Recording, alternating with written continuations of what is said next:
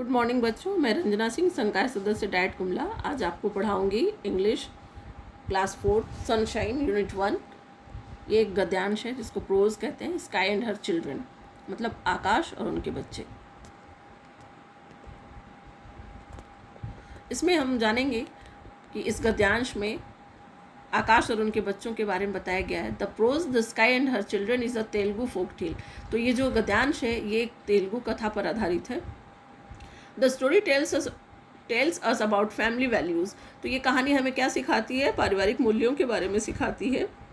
We should always, हमें हमेशा think about each other, एक दूसरे के बारे में सोचना चाहिए। हेल्प ईच अदर, एक दूसरे की मदद करनी चाहिए।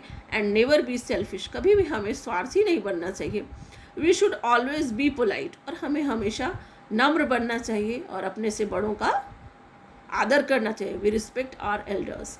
एक्सेप्टिंग आवर मिस्टेक, हमें अपनी गलतियों को स्वीकार करना चाहिए।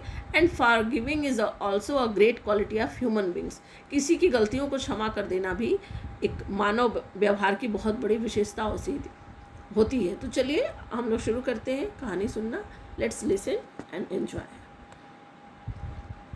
तो अब हम जानेंगे कि इस कहानी का सारांश क्या है। One day the sun, moon and wind, the children of the sky visit their uncle and aunt, the thunder and the lightning।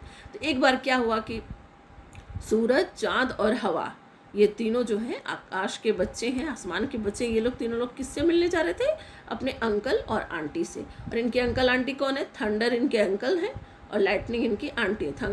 Thunder मतलब बादलों की जो गड़गड़ाहट गर्जन होती है वो, और लाइटनिंग मतलब जब बादल गरजने से पहले जो बिजली चमकती है उनको हम लाइटनिंग कहते हैं। All the three enjoy themselves, वो जो तीनों थे आपस में खूब एंजॉय कर रहे थे, खूब मौज मस्ती कर रहे थे। And dine to their fill, और एक दूसरे को खिला रहे थे, आपस में खाना पीना कर रहे थे। Their mother eagerly wait for them to return back, और उनकी माँ जो है वो उन तीनों का बहुत ही उत्सुकता से, बेसब्री से इंतज़ार कर रही थी उनके लौटने का। When they return back the mother asked what they have brought for her, और जब वो लोग वापस अपने घर लौटे तो उनकी माँ ने पूछा कि वे लोग उनके लिए क्या लेकर आए हैं। Sun and wind reply to her rudely, तो सन और विंड ने मतलब सूरज और हवा ने बहुत ही रुखाई से अपनी माँ को उत्तर दिया। Moon had brought food for her, लेकिन चाँद ने अपनी माँ के लिए खाना लाया था। Mother becomes proud of moon, तो माँ को बहुत प्राउड, मतलब बहुत गर्व हुआ किस पे? चाँद पे, मून पे बहुत। But tells sun and wind, लेकिन माँ ने सूरज और हवा को कहा कि तुम लोगों को इस तरह से रूडली बिहेव नहीं करना चाहिए, इतना रूखापूर्ण व्यवहार नहीं करना चाहिए।